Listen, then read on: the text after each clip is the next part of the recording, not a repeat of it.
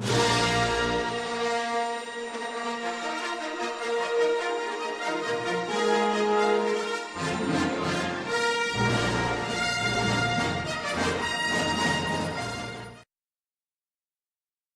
everybody, Red X Rain here. Welcome back to a whole new episode of Let's Play Every Star Wars game ever. And of course, by all new, I mean we're playing a whole new game.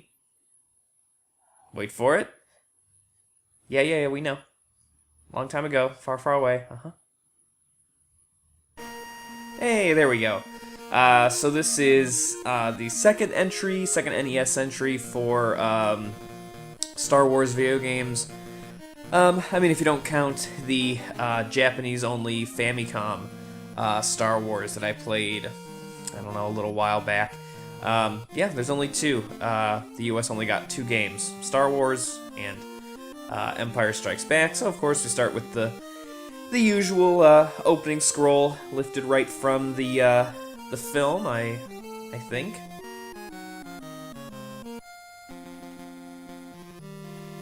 Vader, Death Star, working on it, blah blah blah.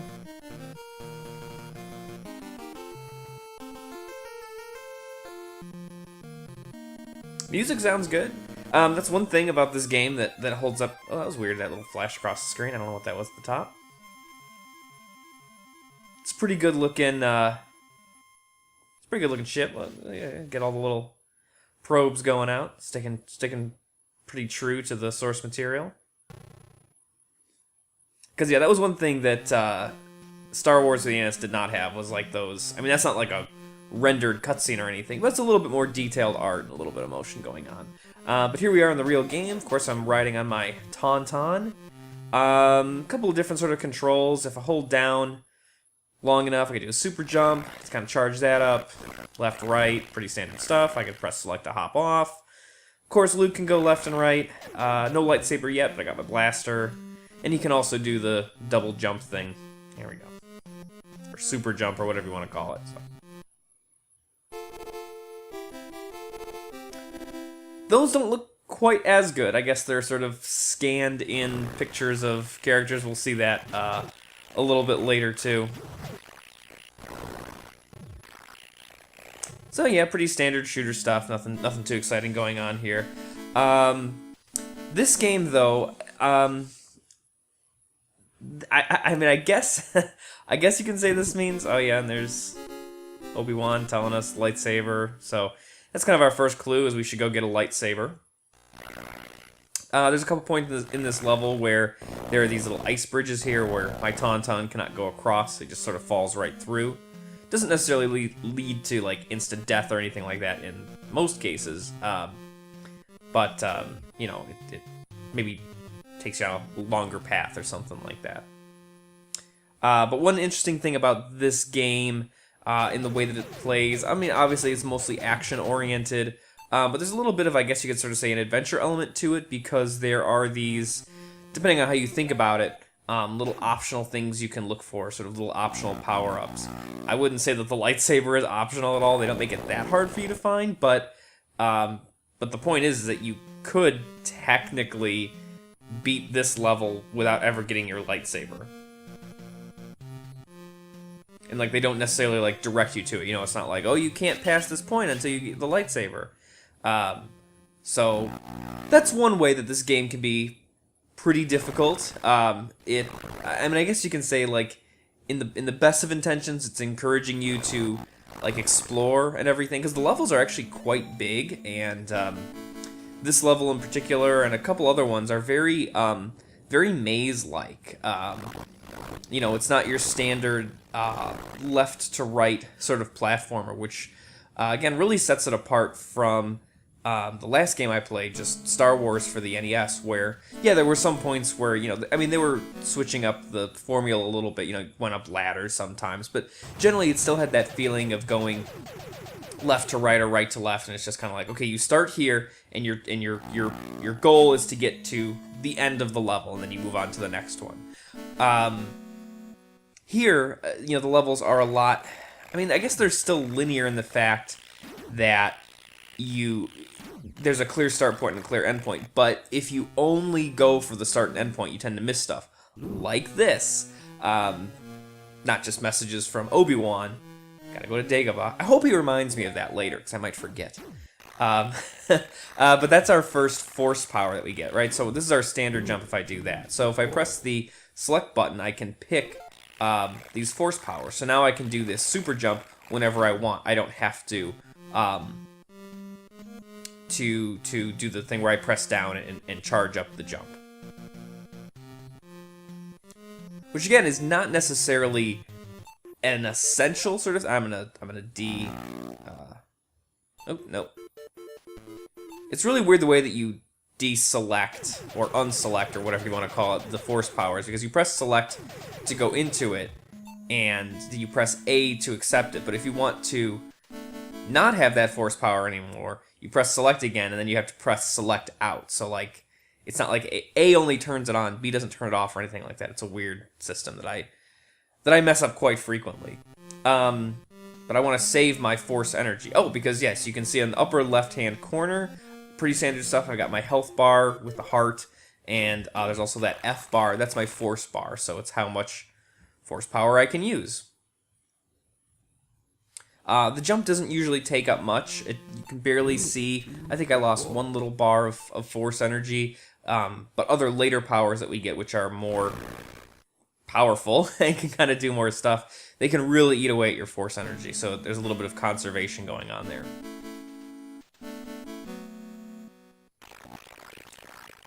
And water is a major deterrent in this game. I mean, I guess in most sort of contexts, I guess it does make sense. I don't know why I killed those probe droids. I didn't really need to over there. Let's see, the Tauntaun's not really a very skillful jumper, so let's... Oh, okay, he's dead. Alright. It's nice to have the Tauntaun as long as you can, because he's kind of like an extra health bar. You know, you can take a lot of hits, and then he eventually dies, and now we're just on Luke's health bar. But, I think I want to go up, and this is definitely an area where...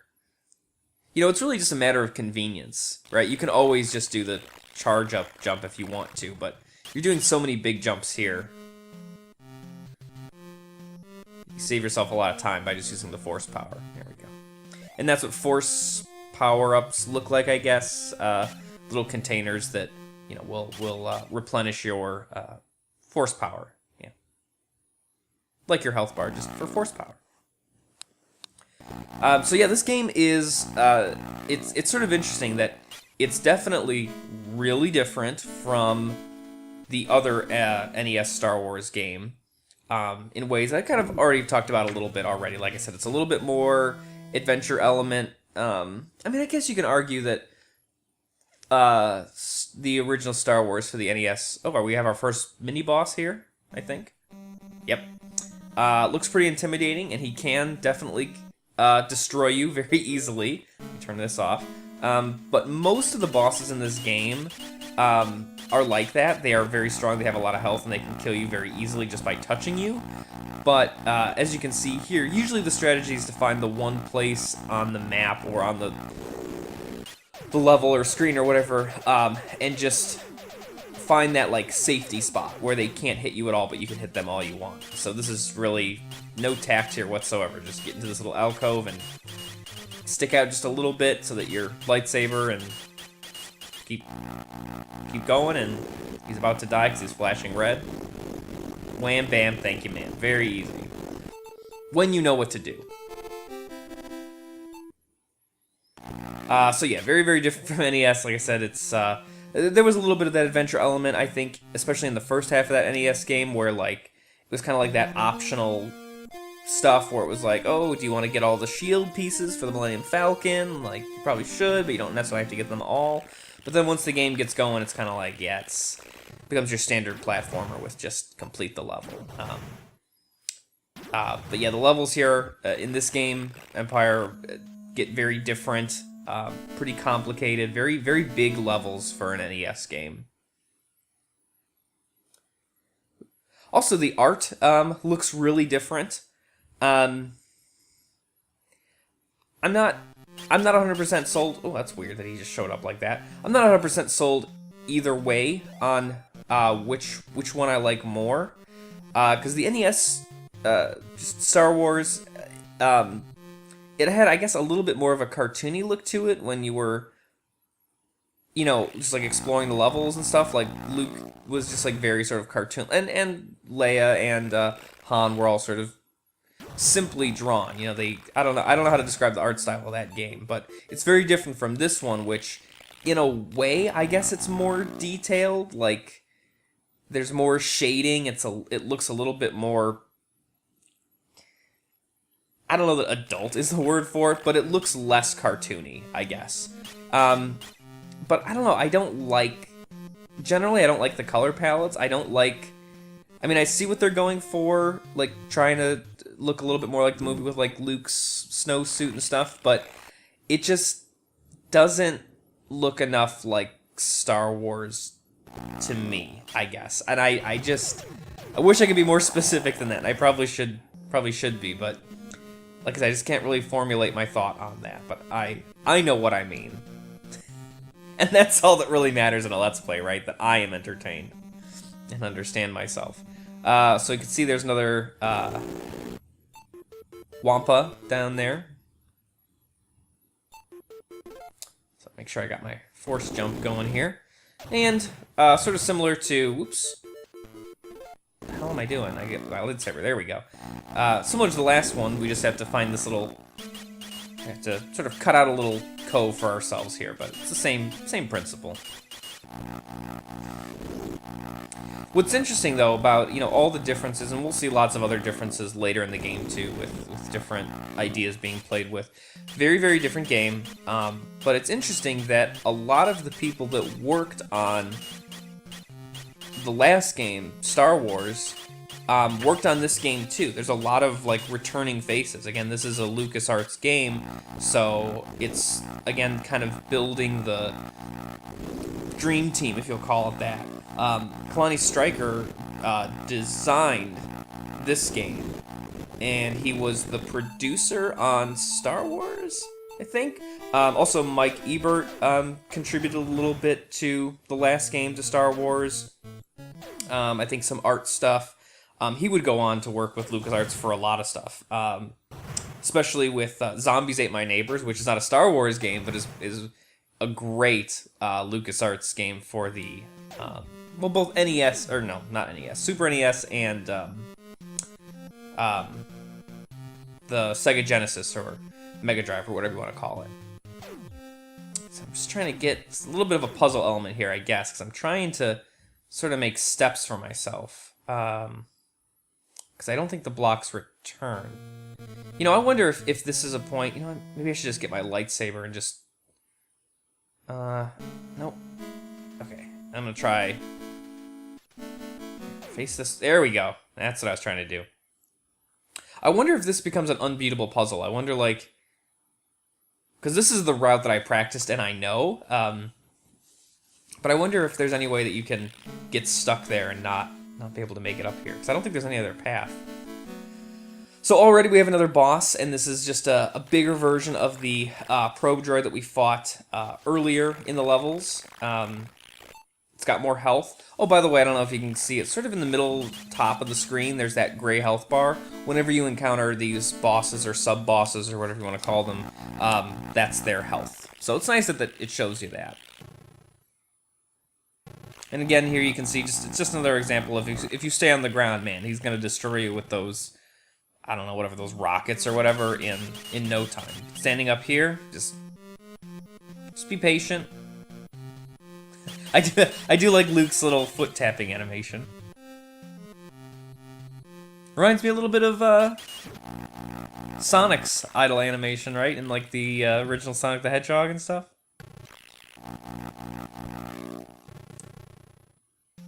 I'm trying to think, would this have predated Sonic the Hedgehog? Because I know there was the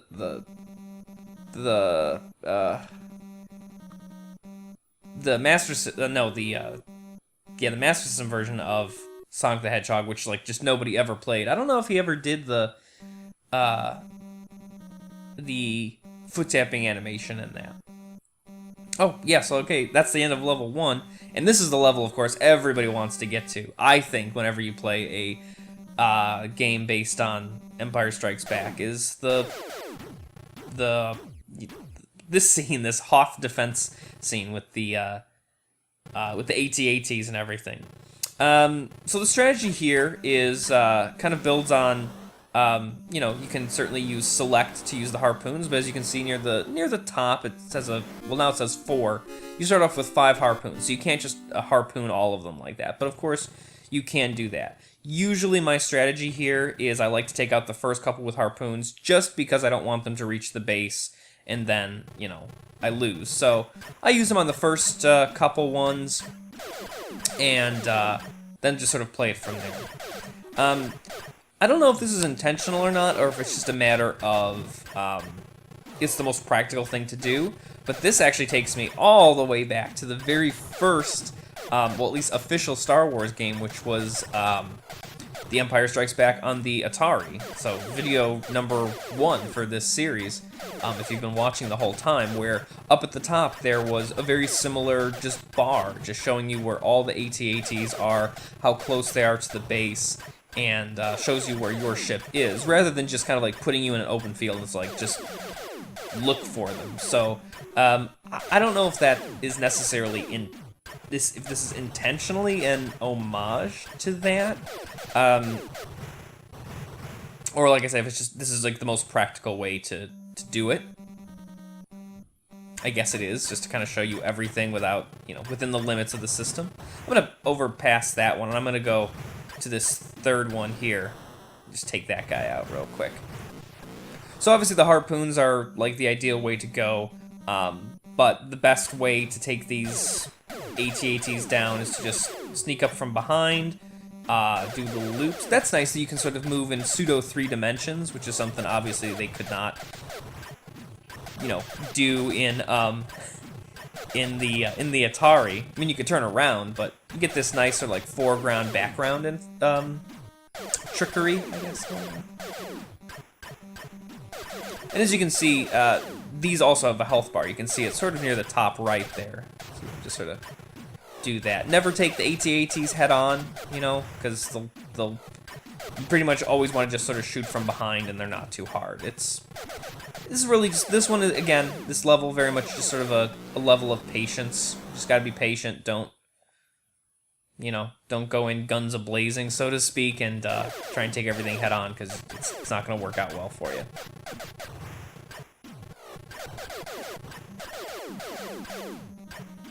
What's the other thing I was gonna say? Oh, the screen flicker on this is really bad.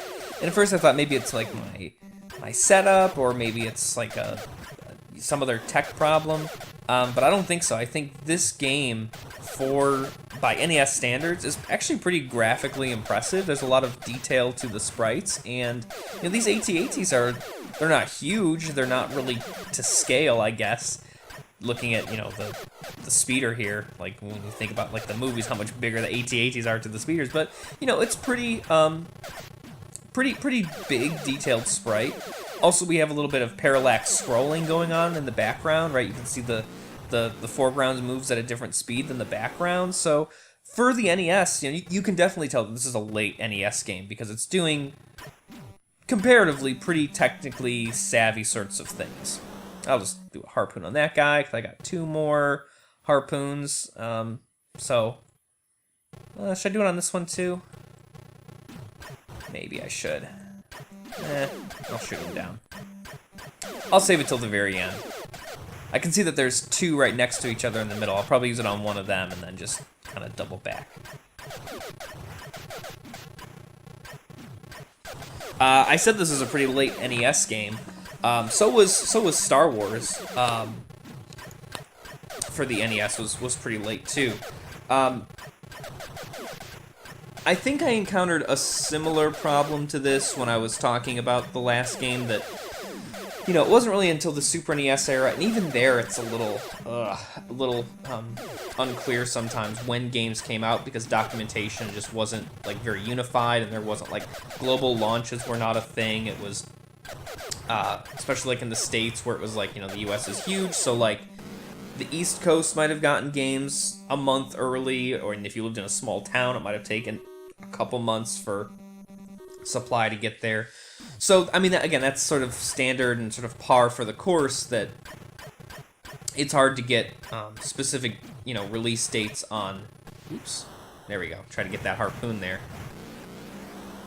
Because I accidentally fired one, and it didn't work. So there goes two there. So I guess I have to take these guys out the old-fashioned way. But yeah, that's pretty standard. But this game, Empire for the NES, I have found so many conflicting release dates and years on it.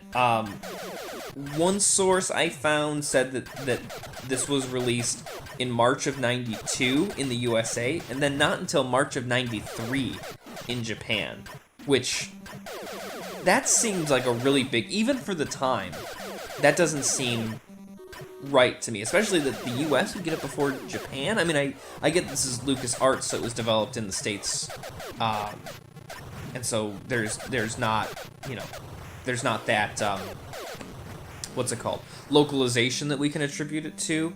That seems like a really late delay. Another source that I found said that it came out in December of '91, which would make it, which would mean that it came out 1 month after Star Wars. Oh, by the way, I intentionally crashed my ship a little bit just to kind of show this. So when the ship crashes, you fight these snow stormtroopers, and they drop little E's. You just have to pick up a bunch of those, and then you get a brand new ship with brand new health. So it's actually very difficult to die in this, unless you think, oh, my ship crashed, and now I have to fight the AT-ATs from on foot or something like that. You don't have to. So yeah, I don't know. December of '91, maybe March of '92. That's not too big of a gap, but significant enough, I think, to kind of point out. I'm more willing to believe March of '92 personally, but even so, like I said, Star Wars for the NES came out in November of '91. That seems to be pretty, sort of a unanimous sort of consent, agreement on that. So November, December, January, even being sort of gracious, this game, Empire, only came out 4 months after Star Wars for the NES. So that's a pretty, I mean, that's almost about as close as back-to-back as you can get. Which is probably something I'll talk more about next time, because this video is already getting a little bit long, and I thought that this would be sort of my stopping point anyway. Logical point to take a break. Yeah, for sure. Oh, look, there's little R2. Can't wait to see what we get to do with him. So yeah, I'm going to go ahead and I'm going to take a break here. So as always, thanks for watching. Please like, please comment, please subscribe. I do always appreciate it. And I will see you guys next time. Until then, may the Force be with you.